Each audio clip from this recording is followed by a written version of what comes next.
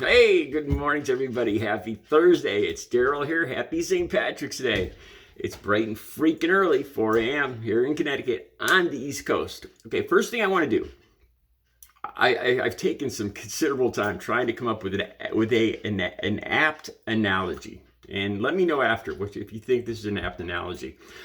Let me know your answer and what you think of this analogy. Okay, say you have a female cousin. She was in an abusive relationship with a big, angry, physically, emotionally, mentally abusive husband, big guy. Okay, she was separated from him.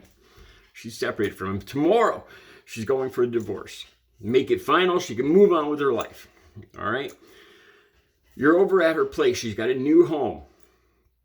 And you're over there helping her set up her place. You have to be at work shortly. You got your car there. You got to be at work shortly, but you're helping her set up her place. All of a sudden, the big angry husband comes to the door, breaks down the door, smashes the door down, grabs her, your cousin, we'll call her Mary, grabs Mary, assaults her, starts dragging her out the door. What would you do? Would you say, look, Mary, you're not going to win this one. He's bigger than you, and the best thing you can do, because you have to be in work shortly. You don't want to miss any work. You don't want this to affect you financially. You don't want to use your gas to go and get a protecting order, or because you could go get her, you could help her. You could physically break them up, take her to get a protective order, or actually give her something to protect herself from this big abusive man? Or would you go, look, Mary, you ain't going to win this one. Look at the size of you. Look at the size of him. There's no way, I don't want to get involved. I don't want to get hurt. I don't want to waste my time or my money. Just go back with him. Work it out. You're not going to win this. You're going to have to capitulate. Whatever he wants, give it to him. Because it's not worth my time to help you out. You're not going to win it. Is that what you do? Is that because that's what Marjorie Taylor Greene. I got the video right down below. Okay, so after Zelensky's speech, let me say this shortly. Zelensky used empathy, man. I loved Zelensky's speech. He used empathy. He asked Congress, the United States, to put themselves. He actually described 9/11 and Pearl Harbor. That was excellent. I'd like to think that would be something that I would do. Put yourself in my shoes. You try to form a bond, emotional, mental bond with the people you're asking. Let's face it, it's a big favor he's asking here. It's a big thing. And he used empathy. And another thing he did too is he didn't make it about him. Sounds like the opposite of our last president. Anyway, is that Marjorie Taylor Greene, her latest video, she's saying we shouldn't spend a cent. The whole America First thing. Look, this isn't our fight. What she says in this video, she says, look, there's no way. We shouldn't give the Ukrainian people hope. They have no way of winning this. As a Christian person, she doesn't want to see she doesn't want to continue the suffering. So she thinks it's best that they just capitulate to Russia and we mediate, but don't spend a cent, because this is about we shouldn't waste any money or precious resources or jobs. She mentioned jobs in this video. I'm not sure how we would lose jobs.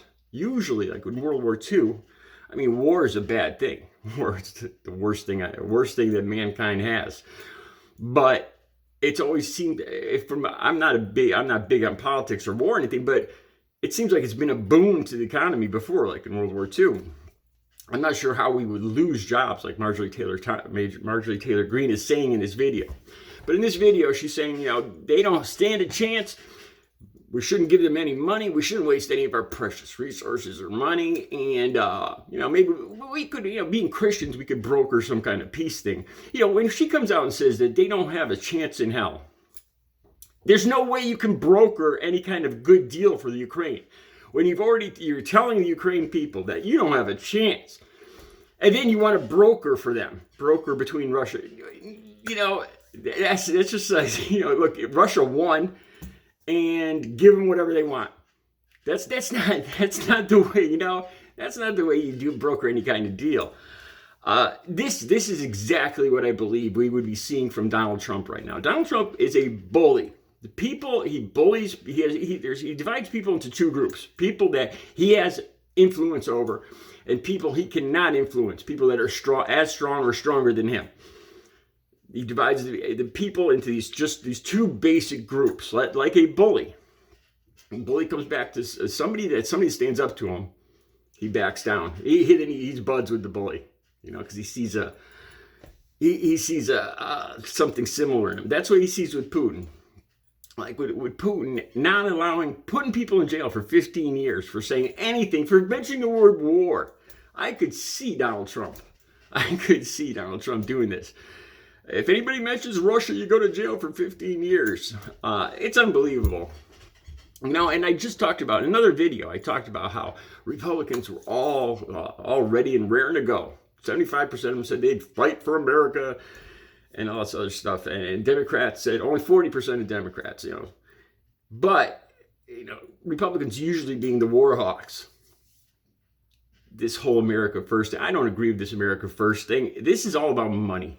It's all about us. It's a selfish outlook. You know, if something doesn't have anything to give us, if we don't have anything to benefit financially, materially, oil, money, from helping somebody else out, then, well, we shouldn't help them. We should just let them suffer, let the chips fall where they may. It's a very selfish outlook. And it's not, you know, Marjorie Taylor Greene says this is all about Christianity. And to me, that's not Christianity. Somebody's in trouble, you help them. And this has got to do with independence and democracy. I think this America First thing is just about money. It's a selfish outlook, just about us and money. Anyway, the video is down below. She says we shouldn't give a cent to the Ukraine. And this was the best analogy I could come up with. I'm not comparing the Ukraine to a woman or a wife or a beaten wife. But it was the best analogy, the best relationship. Somebody that wanted their own independence to break away from a previous relationship. And with the finality of the divorce coming up, like with NATO kind of situation, I thought, you know, I picked a cousin too because I didn't want there to be a romantic interest between the person you're protecting. So it was the best analogy I could come up with. I thought it was apt. Let me know what you think. I'll be back later with another video. You guys have yourselves a fantastic St. Patrick's Day.